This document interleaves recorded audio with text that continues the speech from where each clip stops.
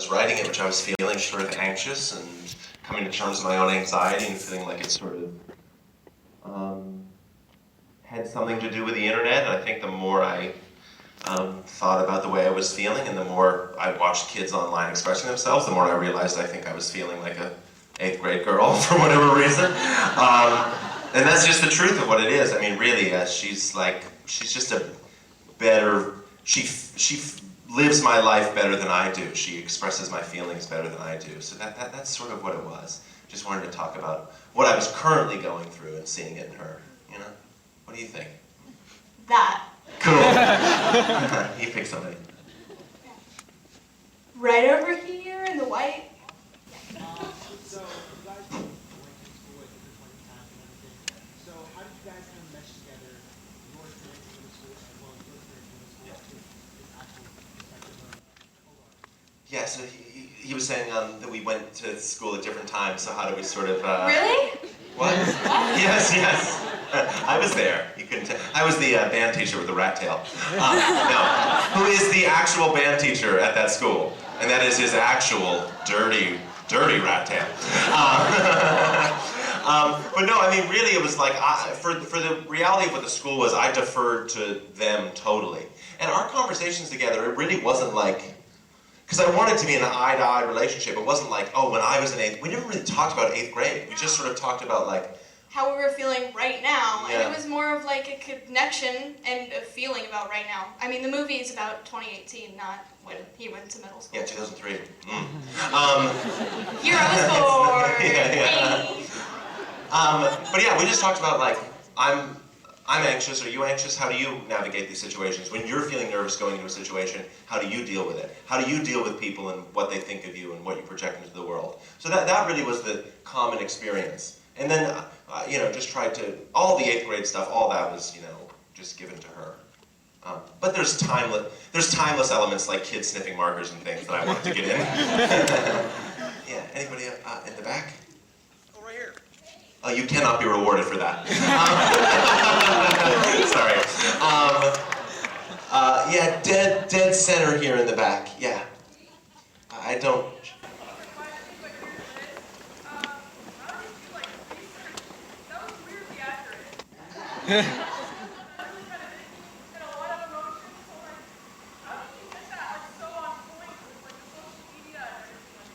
Oh, that's really nice. Yeah, well, the truth is, like, social media, the internet means something to me, you know what I mean? So I wanted to represent it for my own sake. I felt like the way the internet was being represented in sort of popular media was very finger-waggy and sort of done by clearly people helicoptering over the situation with judgment, and people that are within it wouldn't speak with that authority, and the people outside it, able to speak with it with any sort of distance, have no business speaking with it because they actually aren't on it. But for this generation, the good thing is like, you want to learn about these kids, they're posting everything about themselves online, so just like, that's the research I got to do, is just watching videos of kids talking about themselves, presenting their lives. You just have to clear your Google history when you're researching middle school pool party. That was the impulse for the script, was watching young people online talking about their lives. And, you know, I say, you know, the boys talked about Fortnite and the girls talked about their souls, so I was like, okay, I'm gonna write about a girl.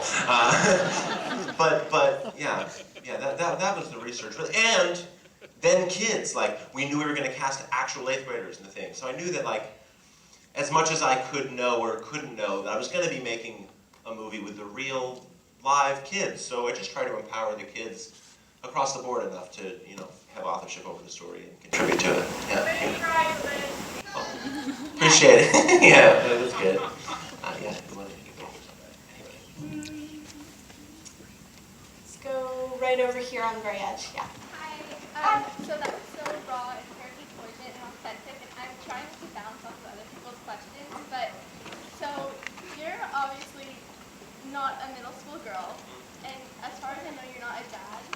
So. I'm not a dad. Come on out, honey. Sort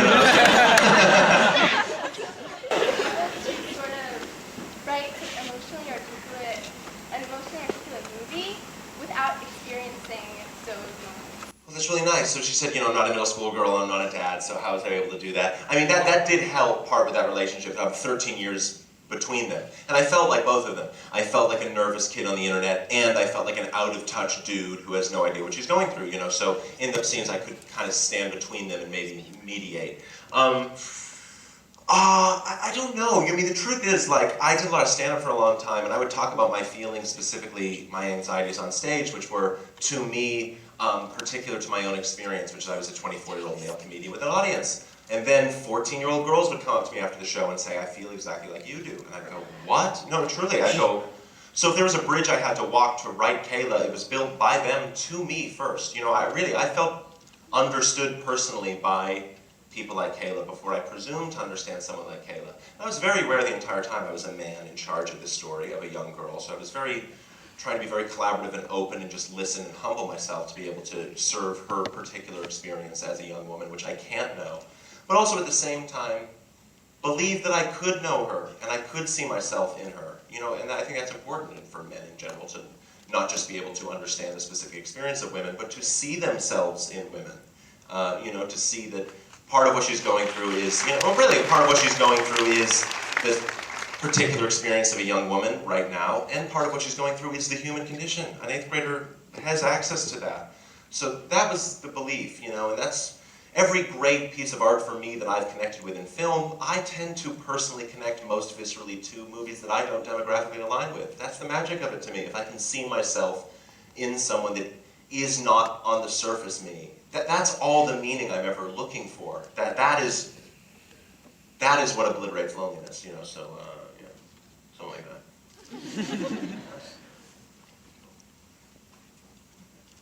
Anyone have a question for Elsie? Yeah. Right here. Were there any scenes where you felt that you were nervous or was scared to do, or that you weren't sure how you're going to go about? Any scenes you were nervous or scared to do, or the scenes you didn't know how to go about? I Anything? was nervous about every scene. I am an anxious person. She's method. Yes, very much so.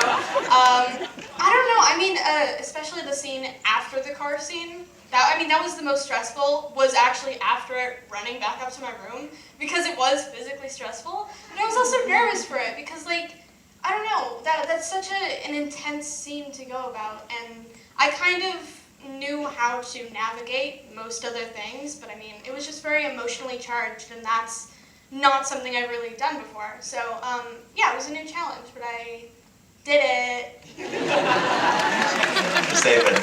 Yeah, I mean, everything was a challenge. Everything was treated sensitively. And there are scenes that are very obviously probably sensitive and stressful to go into, but other ones that weren't obvious, I was going into sensitively. I'm just saying, like, scenes that are ostensibly funny in the movie, I did not treat as funny. The banana scene, for example, I know it like plays funny, but like on the day, it's a 13-year-old actor doing like a sexually suggestive thing on camera. So it was like a closed set, and I had the crew gather on the lawn in front of the house before, and was like, I know this may seem funny on paper, this is not funny. You are not to joke about any of this. This is like a kid doing something very, very vulnerable. So, yeah, the whole thing was try to treat sensitively, and yeah, and we were both nervous, but we would tell each other, like, if we're getting nervous, we're just in character. Back, yeah, the man standing with both of his arms up. It's a question for both of you. So throughout the entire production, whether it's from the beginning to the end up until right now, for both of you, what moments during production do you guys feel most strong connection to, whether it be excitement, fear, nervousness? Was there any time where you felt like, just a moment in time where you felt most connected towards the movie? Wow, great question. Do you have one? I'd like that one. Yeah, I think for me, probably all the times Kayla is in her room on her phone. Yeah, because I mean, it was just me on set for a lot of those, and I worked very closely with the crew. And it sounds kind of boring, but like, I feel like those were some of just the most special days on set to me. And like, it does really seem boring, but that's something I do like nightly, so to just do that on camera was weird, but cool, and I connected with it, yeah. That's a really good question. There's so many moments with her. I mean, there were so many moments watching her where I was like, oh, like truly, like, what? Like, really just like, oh my God. I would turn to the crew multiple times at Video Village and be like, do you know what's happening right now? Like, are you seeing it? No, truly, like, The scene with her under the desk with Aiden, I thought was just, like, insanely good. But the moment, I remember when the karaoke scene came together and I first saw that sort of assembled or something, where I felt like, I think we're starting to do what we wanted to do, which is like, you know, the karaoke thing is such a stupid thing. You get up and sing a song in a pool, like it's nothing, but to make that feel big and That was also another one I was kind of nervous to do, Yeah. because I know they had the video playing, but I was actually singing on the day, and that is scary. she was singing Carly Rae Jepsen's "Good Time." That's what she was singing, featuring Owl City. Are there any 14, 15-year-old questions? 13, 14, 15-year-old questions out there? Yeah, I get it. Yeah, you buddy, right there. Hi. So, I know you said you were like feeling like a 14-year-old girl kind of thing, but like, why did you choose to express that in a movie? Like, what kind of sparked the idea? Like, I'm gonna make a movie about this. Or was it like really slow, like build up? Why was it going to be a movie? Yeah, that's it. Yeah. The joke answer would be if I played a 14-year-old girl in my stand-up show, it'd be horrible. No. But the true answer is, why did I try to do it in a movie? I wanted to work with people again. I wanted to collaborate. That's not the real answer. The real answer is something way, way weirder. I don't know. I actually don't know how to say it. Part of I think what kids are struggling with, and what we're all struggling with, is like the cultural standard that we all bump up against that is movies. I think part of being alive right now feels like you're living a shitty movie and your life is a bad movie and the narrative of your story is bad and uninteresting. And it's uninteresting next to all of the movies you watch, next to the way life is represented on camera. So the only way to do that was through a movie, to show that a kid's life in the way it actually is, not just visually, but like articulated. The way we actually speak, the way we actually think is worthy of a movie. So that movies are powerful and big and have a lot of meaning to them. And also a big image. That is very important. I think that part of why we hate ourselves and the culture and everything is because it's on this little screen and we scroll. It's like, ugh, like look at my friends and my country and my president and my companies, and like look at them just scrolling by. They're so awful, you know. And if we only relegate small human stories like this to a small screen, say a television, there is something very strong powerful about humbling yourself before an image that is smaller than you, that is bigger than you, that you are smaller than this thing. And to say that she is worthy of that a kid like it is worthy of being 30 feet tall and bigger than you. So that's part of it, I think. But I don't know, we need like to get dinner or something. I really any other kids? Any other 13, 14-year-old? Yeah, you right there, yeah. Sure, when the kids ask, it's kind of, come on, we can do that. You don't have to bring your bucket of popcorn. Or is that what I'm signing? I don't have a pen, but is there any other kids who could? Yes, you right there. Yes. Okay, cool. So, I have a question for both of you. Yeah. So, one, for both, I came down my head, you look like my bakery that happened. So, why, actually, you went from being stand-up, from what I understand, to going into like producing, directing, writing. What was the hardest part of doing that? And Elsie, talk there. Elsie, I'm so sorry. No, Yes, it's very legal. a lot of actors have methods, like Leonardo DiCaprio aging so much. What is your method for getting a character? That's great. That's a great question. Would you say I look like your debate coach? Is that what you said? That's very funny. Is your debate coach Laura Dern in Jurassic Park? That's what I'm told very often.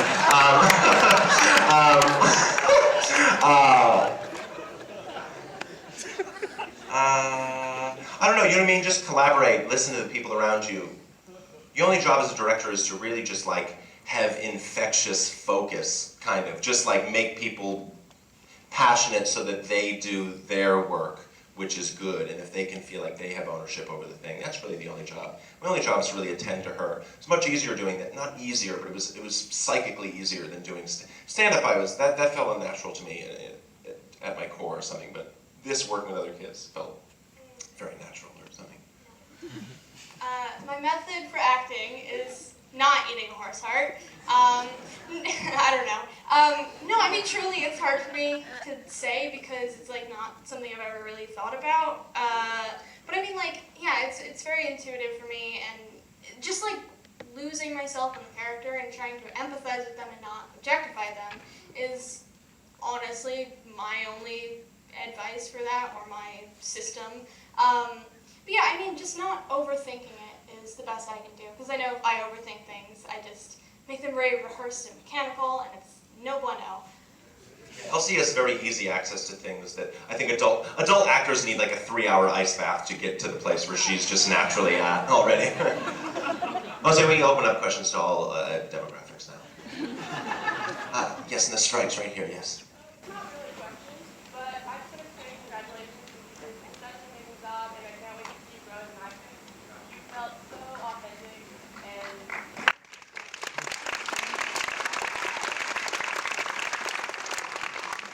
all together, the movie felt so authentic and relatable, and I've never seen a movie about children that is so authentic. And I love the fact that it's absolutely and I can always see more of the movie. I think it's brilliant, and everything is so Oh, that's really kind. Thank you. Very nice. Yeah, we can I can spin a question out of that or something. Yeah, I mean, it's very, no, I'm just meaning, you brought up great points of things of, yeah, it's very important that the actors are the age. I mean, I don't get how it can ever not be that. It's very, very ridiculous for me to ever cast older actors. I mean, there are child labor laws that make it very difficult. Like, we can only film 9 hours a day because it was kids. But like, you can feel when it's a kid looking back on their experience rather than looking out from within their experience. And there's an idea that like, kids in order to be watchable on camera need to be little young poet laureates that are perfectly articulate and wise beyond their years. I think it's some bullshit. I mean, they have to be like a secret photographer, and that makes them interesting. It's like, or they listen to like the Velvet Underground. It's like, fuck off. But also, yeah. Any other car scene? Yeah. It's good that she doesn't. Yeah, it's good that she doesn't cave in. But if she were to cave in, it wouldn't be on her. Yeah, the thing I noticed about this sort of move, yeah, the way that those situations tend to be represented, it becomes a little PS, or sometimes, it's an idea in the whole movie that things don't need to be on paper as dramatic as they usually are in order to justify a narrative, in order to be significant. That scene in particular, you can picture her saying that scene, after, describing it to someone after the fact and going, what, he went to the back seat with you and touched your arm and you said no, nothing happened. You know what I mean? But when you sit and you actually feel the experience with her, you realize that people say to me often, I'm so glad that scene didn't go where I thought it was going to have to go, But the truth is it doesn't have to go there to be incredibly violent and emotionally violating. It doesn't have to be on paper criminal to be bad, obviously.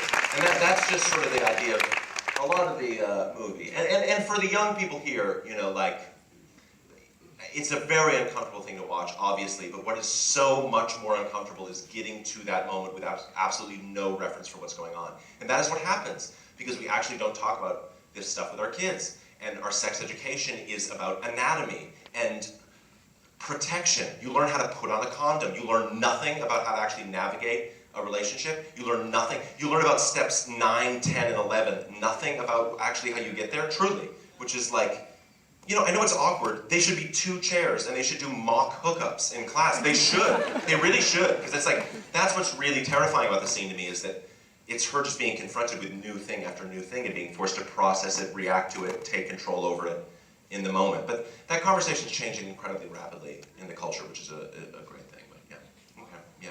The monologue with the dad where it was brought up by my roommate. It was awesome. It was so funny. Oh, I appreciate it. Well, thank you. That's really nice. Thank you. We have time for, what do we got, Lindsay? A couple more questions? Okay, yeah, we're all free here. Yes, you right here. Okay, you want to use the mic? I guess like this is for Elsie, but it can be for both of you. we were talking about this before the movie, the decision to like have Elsie be vlogging, I think is a really important one because like, I mean, it doesn't really get highlighted that it's YouTube, but everyone knows it's YouTube, and that's just such an interesting medium. So I was wondering, like, did you vlog, or how did y'all come to the decision for that to be her central like thing? I did not vlog. Actually, that's a lie. I had a 2-day YouTube channel where I vlogged VidCon 2016. That was fun. It was terrible. Had a Minecraft YouTube channel also when I was 11. So I'm very... The parents understood half of those words you just said. I'm very well versed in the realm of YouTube though, and that's actually something I really liked about the movie was because, like, I feel like the internet and YouTube is like, I don't know, made into this big thing when it's kind of not that at all.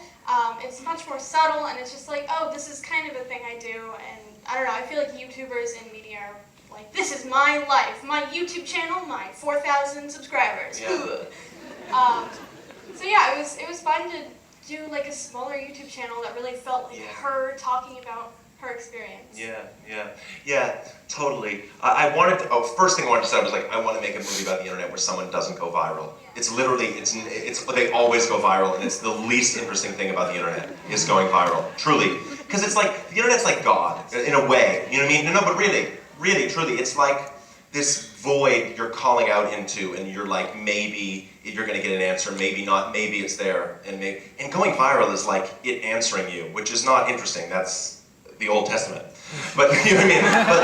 But truly, like, it was the vlogs that started the entire idea, watching videos of kids online, searching things like middle school advice and sorting it by upload date, so I wasn't sorting it by view count. I was seeing kids with 10, 12 subscribers talking about their life. And these kids talking about their life, you would see, like, when they spoke, you saw them trying to sound a certain way. You saw the references they had in their head, which were popular vloggers, which themselves are already like references of references of references. You see them trying to be like that, failing to be that, trying to close the distance between how they sound and how they want to sound. You see them getting bored. All of that happening in an instant. And it was so complex and interesting, and I felt like if this was a performance in a movie, it would be incredible. And it's so different than the normal teen voiceover, which is someone getting up and going, I'm going to tell you how I went from being the king of the that to the queen of the that, or whatever. You know what I mean? It's like, ugh. You know what I mean? That what was so interesting is you were watching their thoughts form. That, yeah. So I find it fascinating. And if you scratch just past the surface of YouTube, you see that it's like just a well of humanity and people expressing themselves so, if you get past like YouTube red billboards and shit, you see that like YouTube's full of, is actually the most pure expression we have to each other. Yeah. I have something really quickly before the last question. I'm doing an Instagram takeover of Pop Sugar's Instagram. Yeah, fun. I was wondering if I could get a video of y'all saying Gucci. Are we up for it? Yeah! Speaking of the cultural cesspool. Yeah! Culture is dead! Okay, yeah, here we go. Okay. Alright, so I'll count to 3 and then we'll do it. Oh, wait. Video, come on. Yeah. 1, 2, 3. Gucci! Nice. Well Thank done. you. Okay. Well, 2 more questions, then we'll get out of here. Yes, with what appears to be blonde hair in this light, yes. No. It's fine. I'm a highly anxious person, and I know you two also have anxiety. I also work on sets. So when you have that kind of anxiety on a set, do you find it therapeutic to finally see the product, or do you still have that anxiety watching and thinking, no, I could have done differently, no, I could have switched it? Do you review like that with an anxious process, or is it more a sigh of relief? I mean, we don't really get that as anxious people, however, we never get that sigh. Yeah. As an anxious person on a set, do you get relief seeing it? It's probably not easy for you to watch. Right. Well, I don't know. I can actually, I don't know. It's kind of a mix for me because I do look at this saying like, oh, there's something I could have fixed right there because, I don't know, there's some things in the movie that make me embarrassing that I just kind of did. But at the same time, that's kind of the beauty of the movie is like, it's these very specific moments and they might not be perfect or exactly how you imagine them, but they're captured together and they're put together in this thing that people are watching and it's super cool. I actually find it way more therapeutic for me though to actually make the movie because you just get so lost in your work and it's just, you know, I get to not be Elsie for a while, anxious Elsie. I might be anxious Kayla, so not much better, but it's still a change, and it's nice to get out of my own skin, because the anxiety I feel as Kayla is, it's still anxiety, but it's like fake anxiety or whatever. Yeah, that's a great answer. I don't have nothing really to add. Really, yeah, but I would say that I've, over the course of working for a while, I've realized that I'm not going to win the battle of my anxiety in the battle of my own perception of my work. You know what I mean? Truly, like, the battle of my anxiety will be won in, like, family, friends, water, exercise, sleep. Truly, you know what I mean? So, like, if you get, I think, in your own head and think that, you know, your anxiety is somehow linked to your own perception of your narrative as an artist, you're screwed. I mean, so, like, really try to just plug out of that a little and just be like, you know, it's being an artist, that's all hard and gonna be fraught, you know what I mean? But don't, and also don't like pat yourself on the back for that, because that's what I did for a while. I thought like it was so cool to be anxious and tormented about my stuff. And it was like, actually, I just rather chill out and have my heart rate go to below 140. Okay. Last question. Yes, unit pink. Yes, then you have to go. Yes.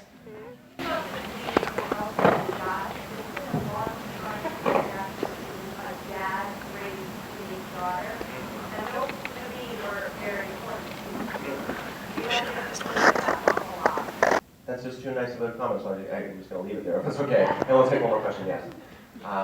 In the stripes, yes. Should have won stripes tonight. I think I picked a lot of stripes.